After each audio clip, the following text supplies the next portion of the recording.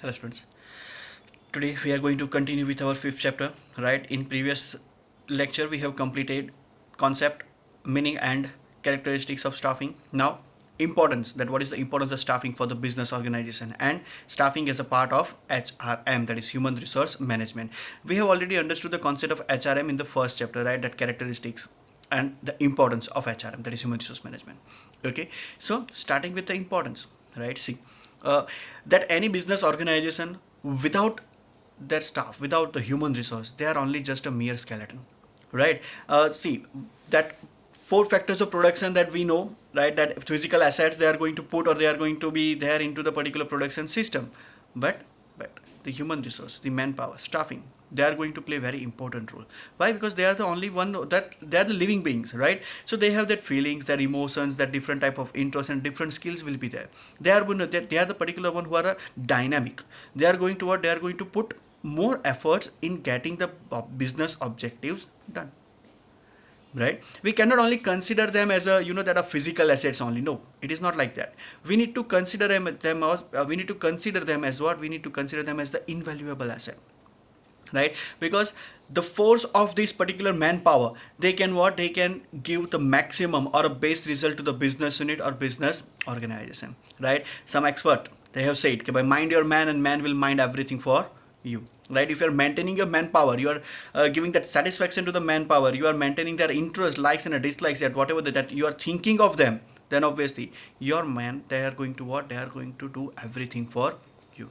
Consider them as a manpower, consider them as a, that a particular part of our family, and then you can get what? You can get the maximum result, right? Specifically this function of staffing, that only focuses on what? That only focuses on the human resource, that is manpower, to resolve the problem, give them the maximum satisfaction, enhance their knowledge, enhance their skill, right? Because when you are satisfied with your job, with your company, right, then obviously you are going to what? You are going to put more efforts, you are going to work with particular enthusiastically, efficiency will be there, effectiveness it will be there, right? Take an example, that if I'm not satisfied with my salary, I'm not satisfied with the atmosphere that I'm working in the particular company or organization, obviously I'm not going to put my 100%, my efforts, it will be less, right? Because see, I have some, that I have some target, I have some, that feelings and emotions, like I should be getting this much of a salary, my feelings or my that inputs that must be respected to by the particular management, right? So management need to consider the human resource as the living beings, not as a physical machine that only of they are going to use for the production. No, right? Because they have that feelings, they have that emotion, they have the different skills, they have the knowledge, right?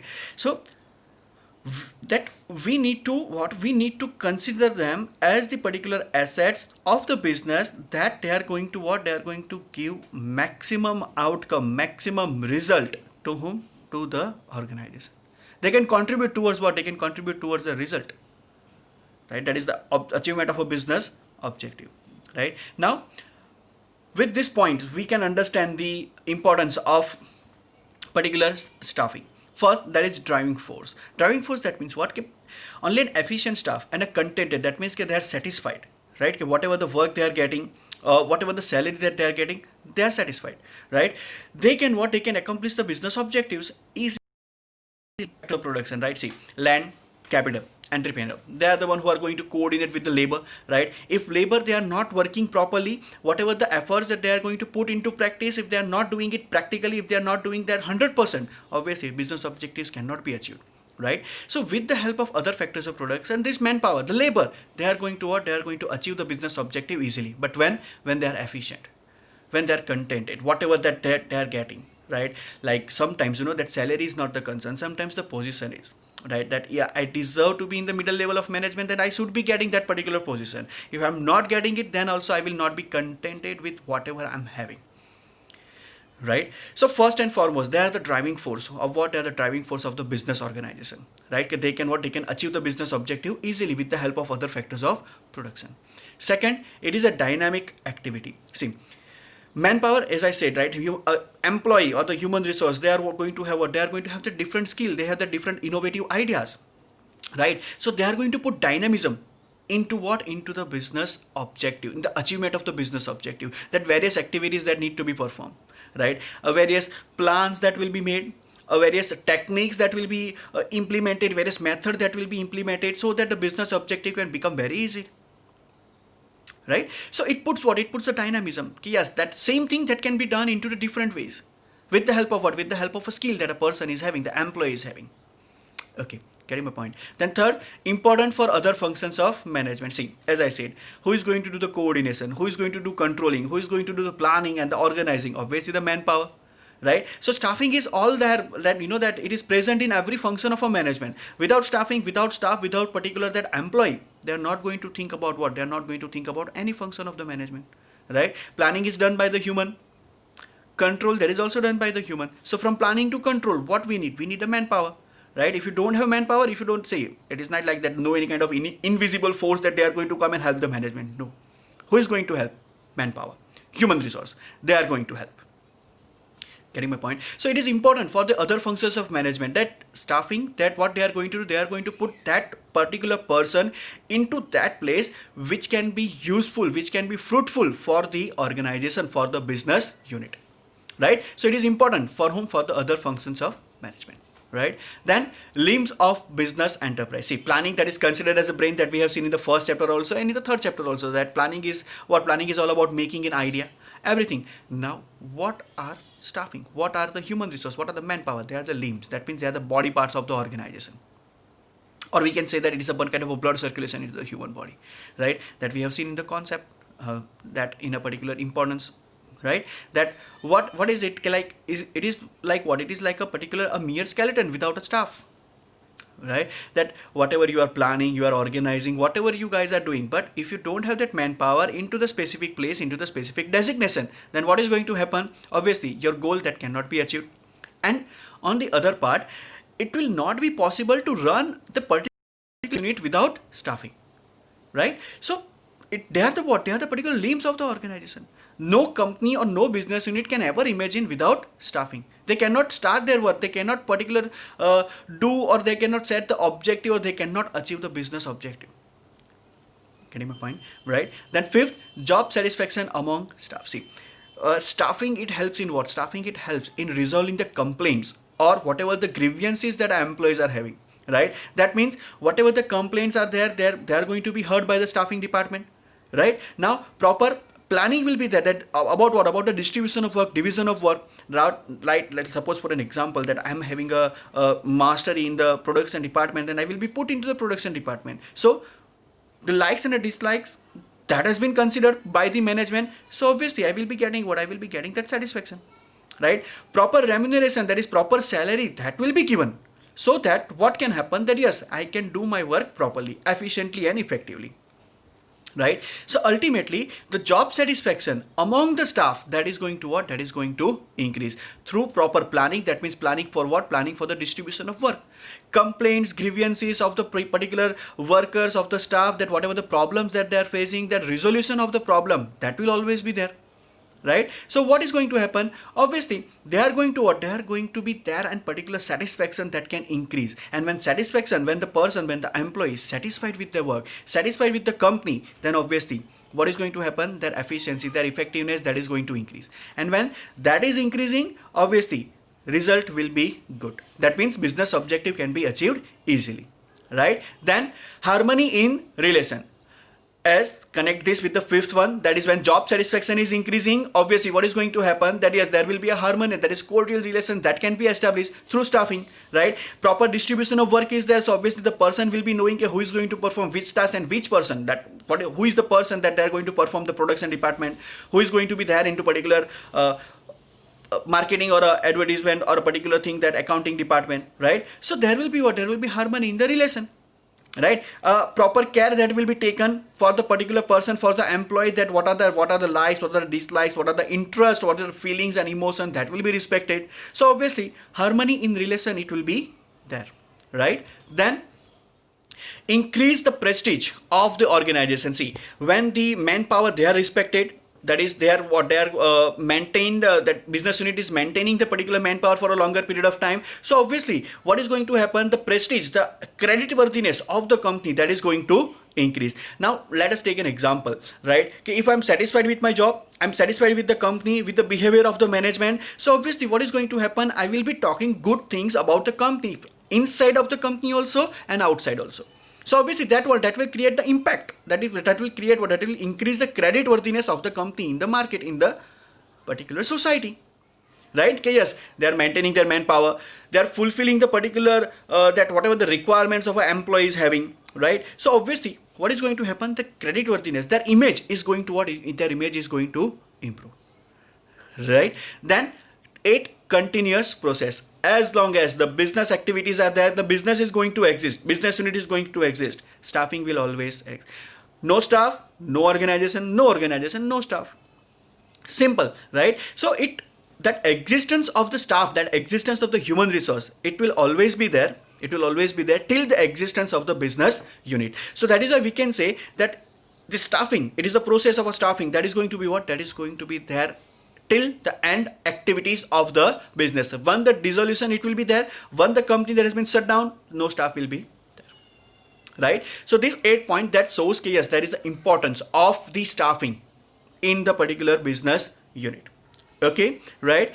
Then staffing as a part of human resource management, that is HRM, right? See, we have understood the meaning of HRM, that what that necessary, that process of what, process of a planning for the recruiting necessary staff and developing it in achievement of an enterprise objective. See, not only to acquire the manpower, but HRM, it also focuses on what, it also focuses on the development of the staff. Now how development it will be there, as like suppose for an example, I'm getting into the company, right? Now my recruitment that is done, I have joined the company. Now they will try that HRM, a particular human resource management, they are going to try about what, they are going to try about this, they are going to develop the skill of mine, they are going to develop the particular abilities in me by providing what, by providing necessary training.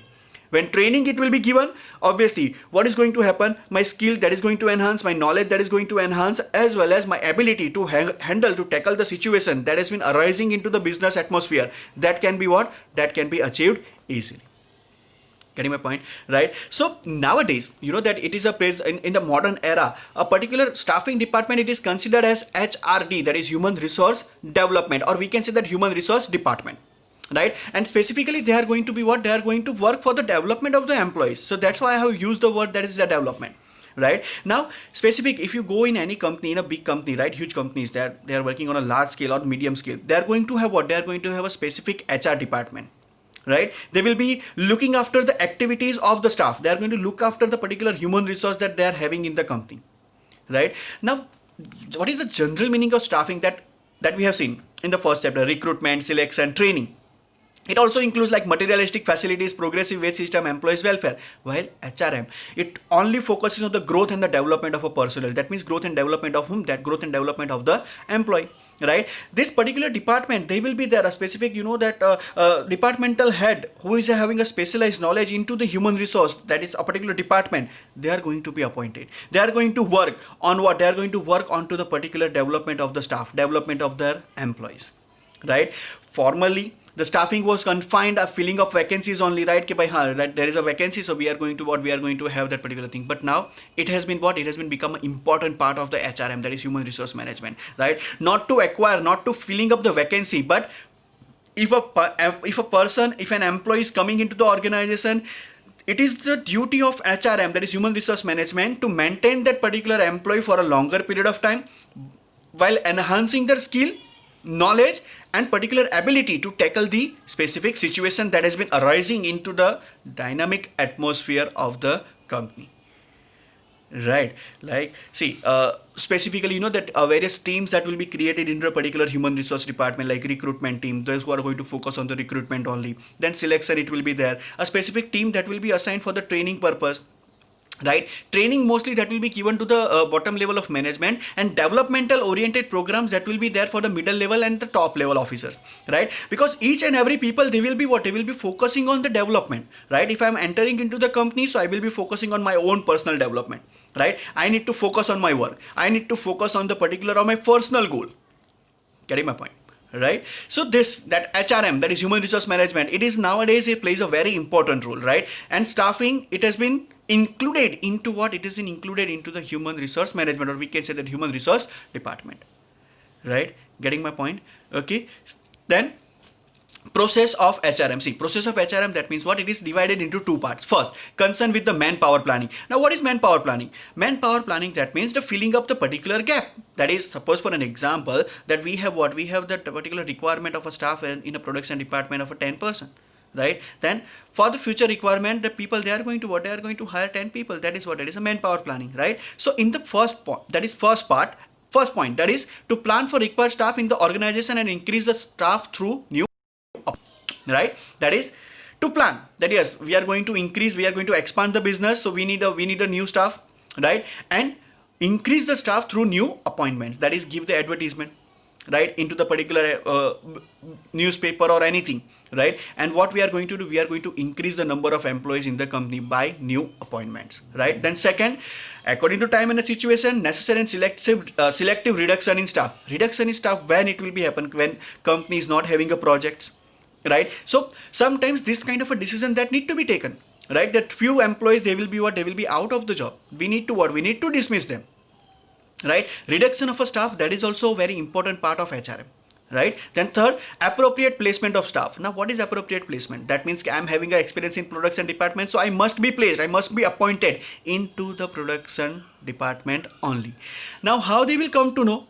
They will come to know through my resume. They are going to add what was your past experience, what is your degree, what is your education, that will be asked, right? And according to that, a particular placement or appointment, it will be done, right? And fourth, to keep the staff constantly active and enhance their knowledge, right? Give them particular knowledge about the work, that yes, this work that you need to, the proper information that will be given, job analysis, job description, that will be given to a particular person while appointment. I have been appointed in the particular production department, so these are the duties and responsibilities that I will be performing. Everything that will be given to me, right? So that is the first part, that is concerned with manpower planning. Then second, concern with the compensation and development of staff. In that first, to provide work related training to the staff and whenever necessary, the particular work related training that must be given, right? It is not like that the person who are newly coming into the company, they are only going to require training. Training is essential for each and every level of management and for each and every person, time to time, right? That suppose a new technology that has been introduced, new rules and regulation that has been made, so that particular orientation program that will be done, right? Then second, to provide a conducive environment to the staff and also opportunities to improve their efficiency, right? We need to give them particular environment that they can take initiative. They can take the new, that suppose I am having a new ideas, then I will be given enough of opportunity so that I can develop my skill, I can show off my skill, right? And proper opportunity to what? To improve the efficiency. Now efficiency, that means what? That less error in the work, right? That will be done. If efficiency of the employee that is improving, then obviously what is going to happen? That yes, they can give their maximum. The business unit, they can get the particular 100% output into the profit, right? Then third, to give proper compensation and benefits to the compensation, that means remuneration, proper salary that need to be given, right? And apart from the compensation, benefits like a medical facility that will be given free of cost to the particular employee, right? Paying up the particular the school fee and the tuition fees of the child or children, right? Everything, these benefits need to be given. And last, to recognize work related problems and find solution for the same and implement them, right? If when people, they will be working together, they are going to face problem. It can be work related problem or the personal problem. They need HRM department, they need to find out those problems, give them the solution and make them implement, right? And mostly the work related problems that are going to arise if a person, they are doing a work, right? So those problems must be removed, and when the problems, they are being addressed, they are being resolved, they are being implemented, right? The solution that has been implemented, so obviously the job satisfaction among the employees, that is going to arise. Getting my point, right? So process of HRM, that is divided into two parts: concern with the manpower planning, concern with the compensation and development of a staff, right? So what we can say from here, that employees are considered as the human element, right? Management principles and functions, they are going to adopt to create a stable staff, and ultimately with all these efforts, what is going to be there? Yes, we are going to reduce the labor turnover. That means the number of employees leaving the company during the specific year, right? When their feelings are respected, satisfaction amongst them, that is going to arise, proper training it will be given. So obviously what is going to happen, the labor turnover rate, that is going to what, that is going to reduce. That is the main goal of HRD or HRM, we can say, right? Okay, by what, yes, to reduce what, to reduce the particular labor turnover in the business unit, in the company, right? Okay, so that's it for today. We are going to continue with the chapter in the very next lecture. Thank you.